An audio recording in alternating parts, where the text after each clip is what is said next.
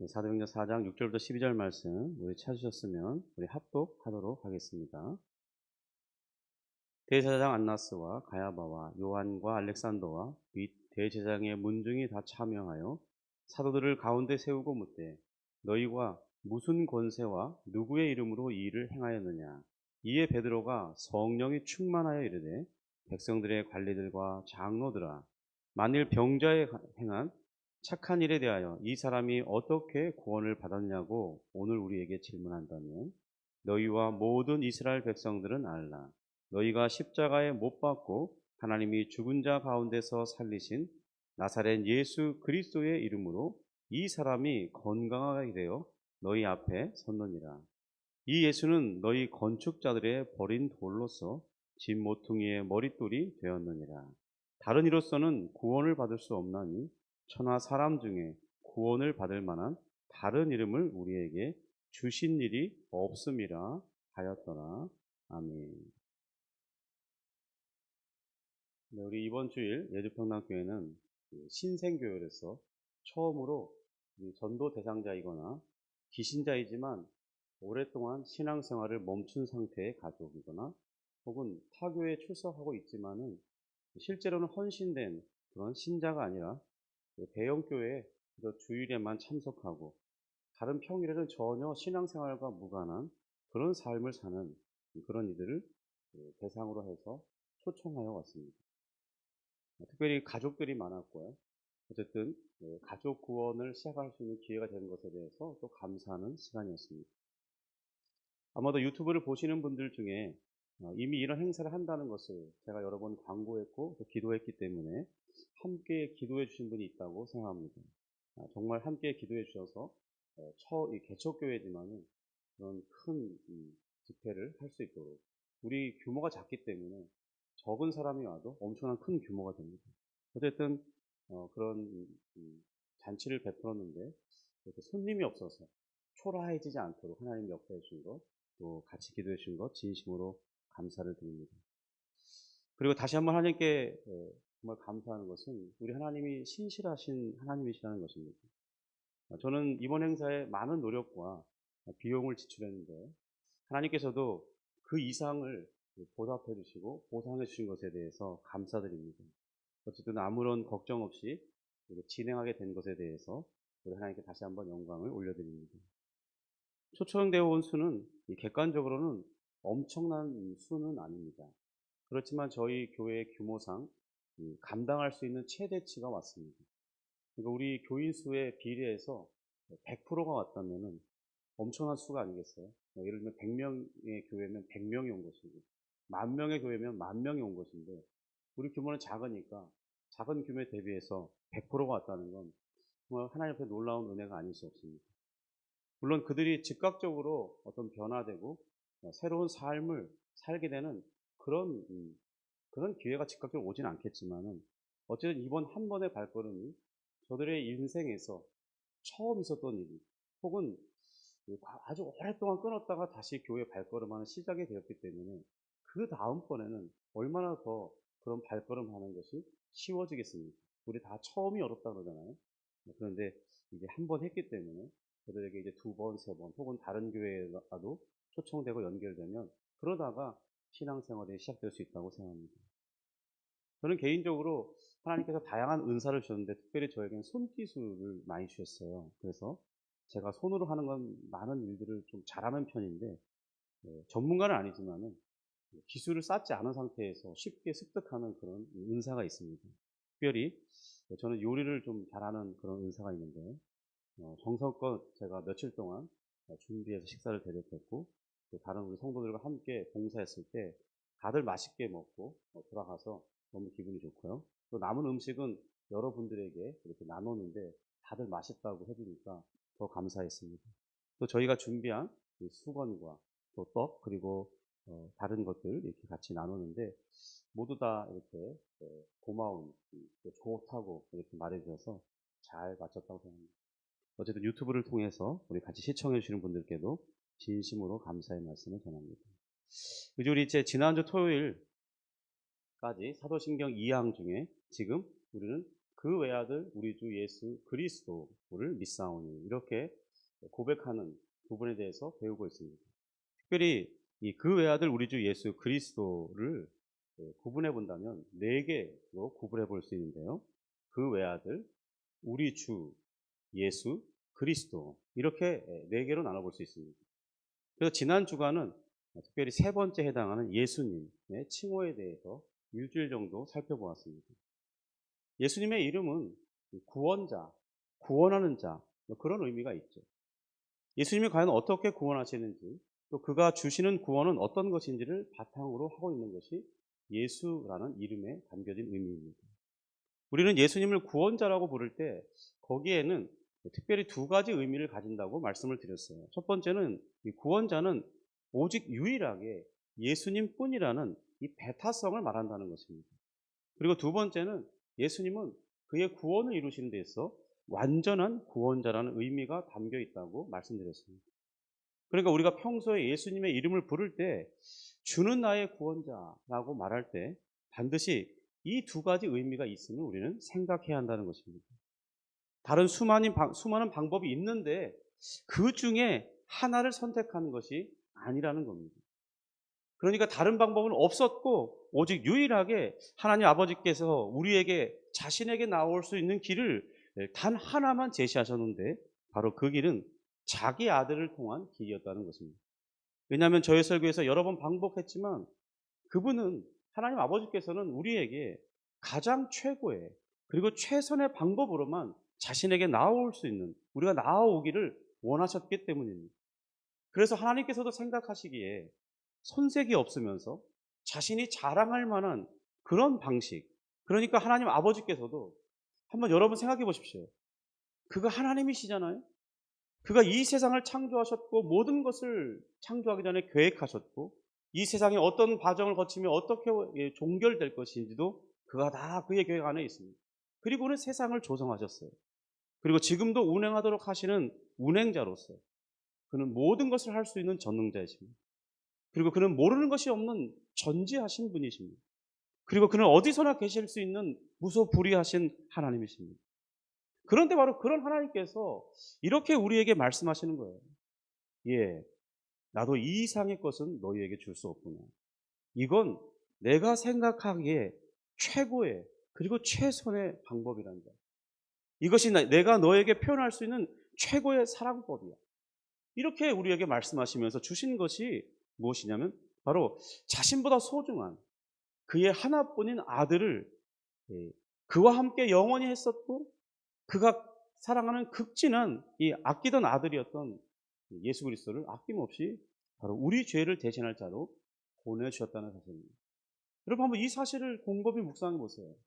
이것을 아무런 감정 없이 아무런 이성적 어떤 우리가 왜 어떤 것을 지식으로 받아들이고 깨달음이 올 때 이 환희를 느끼잖아요. 여러분 지적 환희가 대단한 것입니다. 그것은 감정적인 기쁨보다 그 이상의 것이에요. 그럼 이런 것을 묵상할 때 그런 것이 전혀 반응이 일어나지 않는다면 우리 심령이 얼마나 그리고 우리 이성이 얼마나 딱딱하게 굳어져 있는가를 생각해 보셔야 돼요. 그럼 한번 아들을 생각해 보십시오. 그 아들은 아버지의 뜻을 따라서 기꺼이 그런 하나님의 계획을 받아들이셨다는 것입니다. 그 희생의 자리를 기꺼이 수용하셨다는 거예요. 왜냐하면 그도 우리를 극진히 사랑하시기 때문에 기꺼이 자신의 생명을 내어주시기까지 하시는 분이셨어요. 그래서 그는 하나님의 자리를 잠시 내려놓고 피조물 중에 사람이 되시기로 하신 것입니다. 여러분 정말 이것은 믿기 어려운 일이에요. 그럼 어떻게 하나님이 사람이 될 수 있습니까? 여러분 어떻게 사람이 하나님일 수 있습니까? 그런데 유일하게 예수님은 그러신 분이라는 것입니다. 하나님이 사람이 되시다니. 여러분 그런 방법은 인간이 생각해낼 수 없는 방식입니다. 그리고 죽고 나서 다시 부활하신 후에 자기 영광이었던 이 하나님의 권위를 회복하셨죠. 그리고 이제는 하나님과 사람으로서 우리의 구원자이시고 또 하나님께 우리가 어떤 거리낌도 없이 나아갈 수 있는 길을 열으신 그런 분이세요. 여러분 그분이 지금 하늘 보좌에 앉으셔서 언제라도 하나님 앞에 나올 수 있도록 그가 우리에게는 믿는 자들에게는 대로와 같이 열어놓고 계신 것입니다. 그 길은 오직 하나뿐인 것처럼 보이지만 사실 그 길을 의지하는 자에게는 언제나 활짝 열린 길이에요. 여러분 원웨이 그러니까 우리는 자꾸 그 길이 믿지 않는 자들에게는 참 좁은 길처럼 보여요.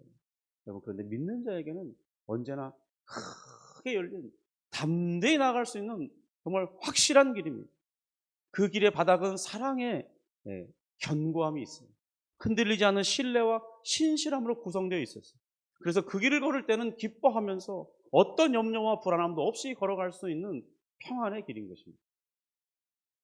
여러분 밖에서 보면 불평할 만한 그런 길일 수 있습니다.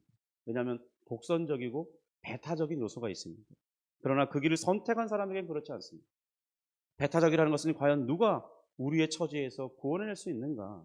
그것에 대한 물음에 대한 하나님의 대답이었을 뿐입니다. 이 물음에는 세 가지로 대답해 볼 수 있어요. 그러니까 누가 우리의 이런 처지에서 구원해낼 수 있는가? 묻는 질문에 세 가지로 답해 볼 수 있다는 것입니다. 첫 번째는 그거 성공할 수 있습니까? 라는 이 물음에 대해서 예수님은 하나님이시자 동시에 사람으로서 성공적으로 이 완수 가능한 유일한 분이셨기 때문에 오직 하나, 이 다른 것은 불가능하기 때문에 자연스럽게 배타성을 가질 수밖에 없다는 것입니다. 여러분 누구도 예수님과 같은 시도를 해보지 못해요. 할 수도 없는 것이기 때문에 자연스럽게 그냥 배타적이 되는 거예요. 여러분 석가모니가 또 마호메트가 공자가 그 어떤 성인이 예수님과 같은 그런 자기 희생을 통해서 구원의 길이 있다고 말한 자가 누가 있습니까? 실제로 그런 행동을 이룬 자가 누가 있습니까? 세상에 그 어떤 성인도 그런 식으로 구원의 방식을 말한 사람은 아무도 없어요. 그렇기 때문에 이 구원의 길은 자연스럽게 배타적일 수밖에 없다는 것입니다. 그럼 왜 배타적이냐고 묻는다면 하나님과 사람이신 이 예수님만이 완수할 수 있는 그분만이 완수 가능한 구원의 기준을 하나님 아버지께서 제시해 놓으셨기 때문에 여러분 그 구원을 완벽하게 성취할 수 있는 이 구원의 기준을 하나님이 그렇게 정해 놓으신 거예요. 그래서 다른 일은 불가능해요. 하나님이시면서 동시에 사람이신 유일하신 예수님만이 하나님이 정해 놓으시는 그 구원의 길을 이룰 수 있어요. 여러분 그것을 증명하는 것은 첫 번째 모든 인류의 첫사람인 아담이 실패했다는 것에서 드러납니다. 여러분 아담이 실패했으면요 어떤 사람도 그거 이룰 수 없어요. 왜냐하면 아담은 하나님이 지으신 가장 최고의 걸작품이에요. 여러분 그런 죄가 없었습니다. 하나님처럼 의로웠어요. 완전한 사람이었어요. 그가 행함에 있어서 부족함이 없던 사람이었습니다. 그는 선한 사람이었어요. 마음에 죄가 있지 않았던 사람입니다. 그런데 이 세상에 어떤 성인도 그런 사람이 어디 있습니까? 석가모니도 자신의 죄를 속죄하는 그런 사람이었어요. 과연 누가 의로운 자로서 그런 일을 감당할 수 있겠습니까? 그런데 아담이 실패했으면 우린 물어볼 것도 없는 것입니다. 그래서 예수님만이 그 하나님이 제시한 구원의 길을 수행할 수 있는, 완수할 수 있는 그런 유일한 분이었기 때문이라는 것입니다. 두 번째로 그럼 왜 예수님이 아니면 안 되느냐 이렇게 묻는다면요. 그것은 에베소서 1장의 말씀처럼 이 세상이 있기도 전에 아버지께서 예수 그리스도 안에서 우리를 선택하고 오직 예수님을 통해서만 우리를 구원하시기로 아버지 하나님께서 전능하신 창조주께서 그렇게 의도하셨기 때문이에요. 우리가 뭘 그거에 대해서 뭐라고 말할 수 있겠습니까? 그렇다는데. 그죠? 이 세상을 만드시고 우리를 만드신 분이 그런 기준을 세우셨다는데 왜 그렇게 세우셨습니까? 어떻게 물을 수 있겠습니까? 그건 우리가 어떻게 질문해 볼 수 없는 거죠. 세 번째로 왜 유독 그러면 예수님이어야만 하느냐고 묻는다면요. 오직 예수 그리스도만이 구세주로서 모든 영광을 받게 하시려는 것이 하나님의 뜻이었어요. 그런 하나님의 뜻이 작용했기 때문입니다. 그래서 예수님이 이 배타적인 구원자라는 그런 뜻인 것입니다. 이제 그렇다면 오늘 우리가 다뤄야 할 예수님만이 완전한 구원자라는 이 개념은 다른 질문을 해본다면 그러면 어떻게 우리가 구원을 받을 수 있느냐에 대한 이 구원의 방법을 묻는 질문에 대한 대답이라고 보시면 됩니다. 여러분 구원의 방법의 핵심은요. 희생이에요. 이 대속적인 희생이 구원의 방법인 것이었습니다.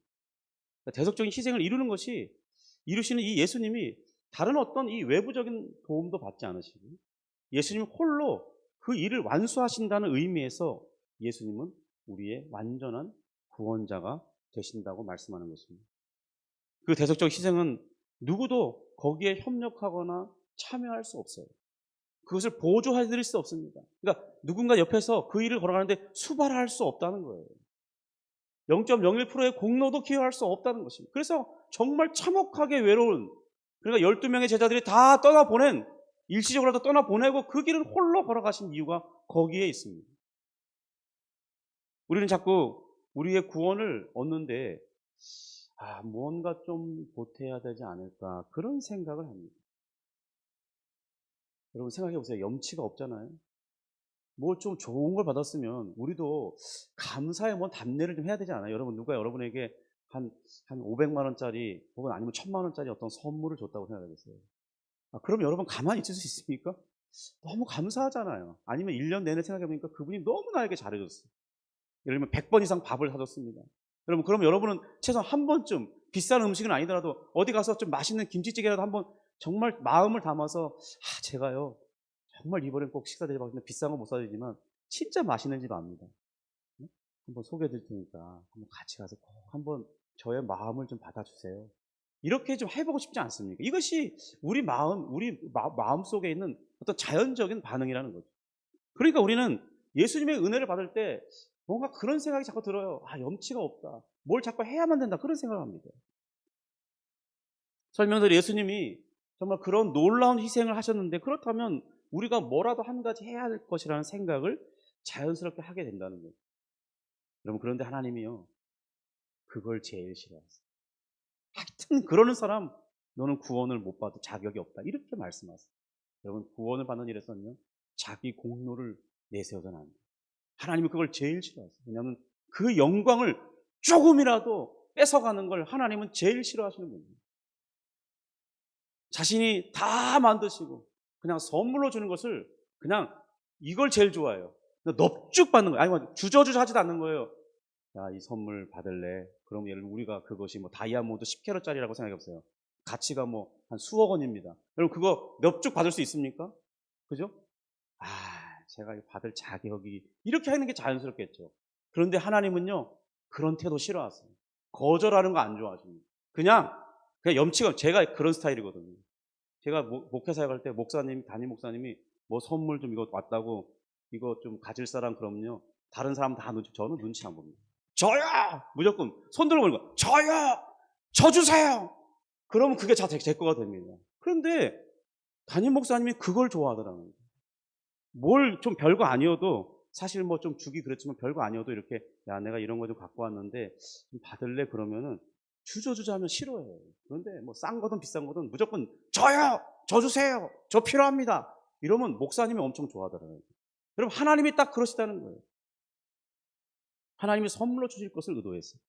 그래서 여러분, 구원은 노력으로 얻는 게 아니라는 거죠. 그냥 믿음으로 받는 거예요. 저요! 그 사람 하나님이 제일 좋아해요. 그리고 받은 다음에 감사합니다. 그러면 입 싹 닦으면 돼요. 하나님이 그걸 제일 기뻐해요. 예수님이 이 땅에 계실 때 유대인들이 예수님을 찾아와 물었습니다. 누가복음 10장 25절인데, 어떤 율법교사가 일어나 예수를 시험하여 이르되, 선생님, 내가 무엇을 하여야 영생을 얻으리까? 이렇게 물었습니다. 그런데 이런 비슷한 질문을 또 이 세 공간복음서가 각각 기록되어 있는 다른 사람의 사례가, 마태복음 19장 16절에와 마가복음에는 젊은 청년으로 나왔고, 아마 같은 인물인 것 같은데 누가복음에서는 젊은 부자 관원이라고 나옵니다.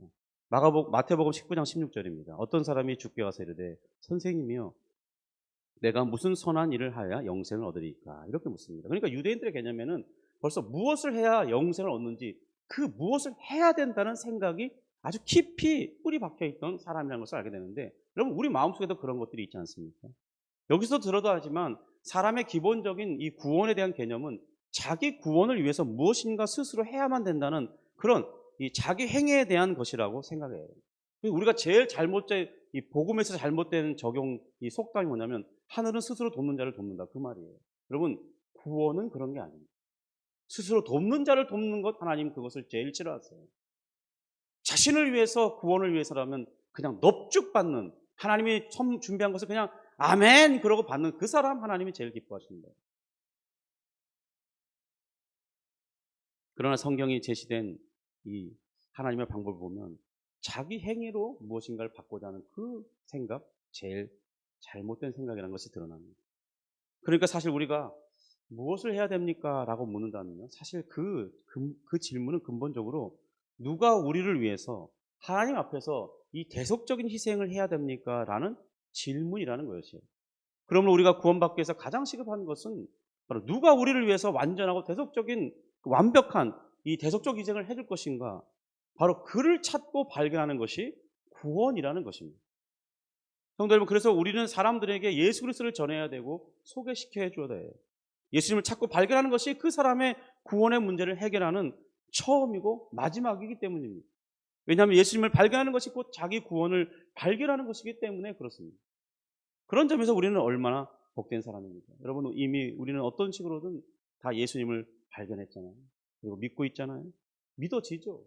여러분, 어떤 사람은 십수년을 정말 들어도 믿어지지 않는다고 의심 속에 살아가는 사람, 괴로워하는 사람을 제가 만나본 적이 있습니다.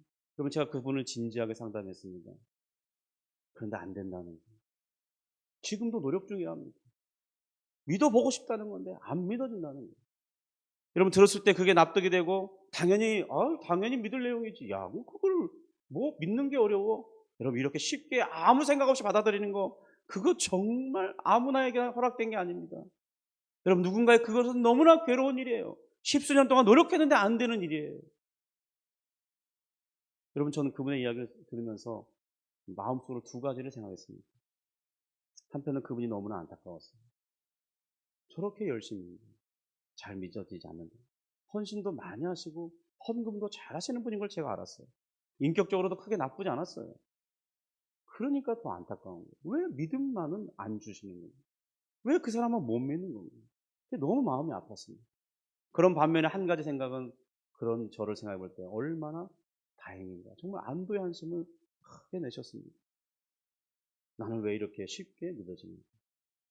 여러분, 믿음이 결코 아무에게나 주어지는 게 아니라는 것을 아셔야 됩니다. 여러분, 그런 분을 여러분이 만나본다면 정말 마음 깊이 너무나 쉽게 고민 없이 받아들였다는 사실이 얼마나 감사하게 되는지 알게 될 것입니다. 여러분, 구원을 생각할 때 반드시 희생이라는 개념이 있어야 된다고 말씀드렸습니다. 이 희생의 개념을 가장 잘 설명해 주는 것이 히브리서 말씀인데요. 앞으로 이 부분에 대해서 히브리서를 많이 언급하면서 설명해 나갈 것입니다. 그런데 이 희생이라는 개념이 어느 민족이든지 어느 문화권이든지 일종의 종교적 제의에서 다 발견되는 것입니다. 우리나라도 중동도 또 남미에도 예외 없이 그 희생 제사라는 그런 개념이 언제나 제의적 개념 안에 있다는 것입니다. 그 부분에 대해서 이제 내일 이어서 살펴볼 텐데요. 여러분, 오늘 하루는 내가 예수님을 소개받을 때 복음을 들었을 때 그것을 쉽게 받아들이고 믿을 수 있었던 것에 대해서, 혹은 힘든 과정이었었지만 그래도 이제는 믿음에 안착해서 이제 믿고 살아가시는 그런 부분의 분들 있다면, 이 두 종류의 사람들은 정말 오늘 하루는 감사하는 날이 될 수 있기를 바랍니다.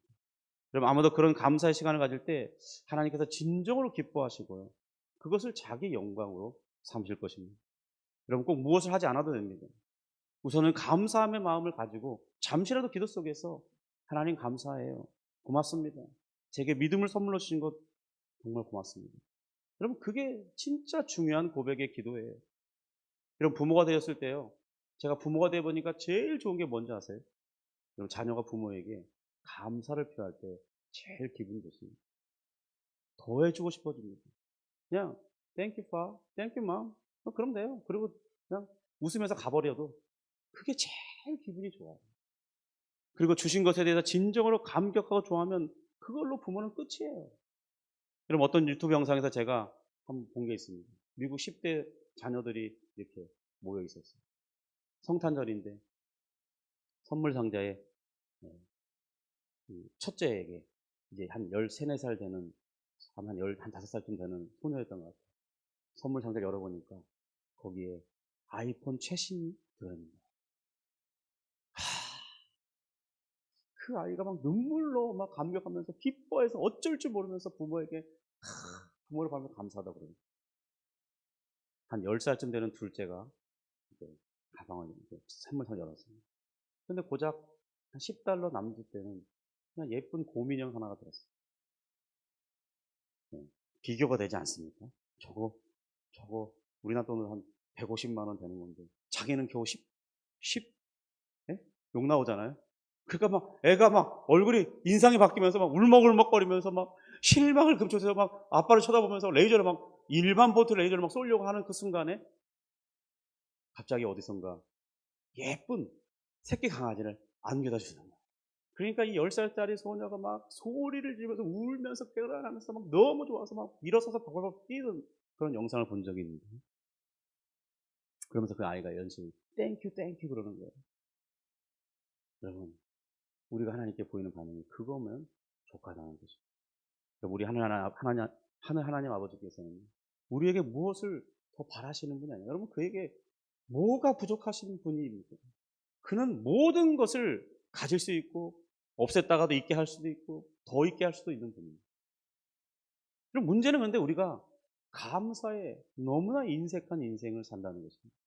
여러분, 감사는 하나님을 기쁘시게 하는 최고의 표현이고 언제나 통하는 방식입니다. 여러분, 응답받고 싶으시죠? 감사를 많이 해보세요. 응답받는 최고의 비결입니다. 여러분, 부모가 기쁜데 뭘 안 주고 싶겠습니까? 요즘 저는 하나님께 많은 감사를 하는데요. 그러면 그냥 자동으로 옵니다. 기도하지 않은 것도 응답이 돼요. 또 원하는 것보다 더 많은 걸 주세요. 저는 그래서 행복합니다. 여러분, 감사는 언제나 하나님을 기쁘시게 하는 최고의 방법입니다. 우리 오늘 하루만큼은 우리 하나님 앞에 하나님 땡큐, 무엇이든지 땡큐, 감사합니다 고백하는 그런 복된 하루로 보낼 수 있기를 주님의 이름으로 축복합니다. 기도하겠습니다. 하나님 아버지 감사합니다. 우리 하나님께서 원하시는 것, 그것은 하나님이 주신 마련하신 그 선물을 법죽 믿음을 받고 감사합니다. 이런 고백 한마디 듣고 싶으신 것, 그것이 하나님이 바라는 전부인 것을 고백합니다. 우리가 먼저 다른 것을 정말 우리 중심으로 하나님을 사랑하기 전에 먼저 감사를 표하는 우리가 되게 하시고, 우리가 허락된 모든 것들을 대할 때마다 이것도 감사하고 저것도 감사하고 생각하는 모든 것마다 감사해요 감사해요 고백하는 하루가 되게 하시고, 그것이 우리의 일생의 습관이 되어서 하나님 많은 것을 받아 누리며 그 모든 것들로 하나님께 감사드려 더 풍성한, 더 풍족한, 그리고 우리 마음은 행복을 누리는 삶을 살게 해 주시옵소서.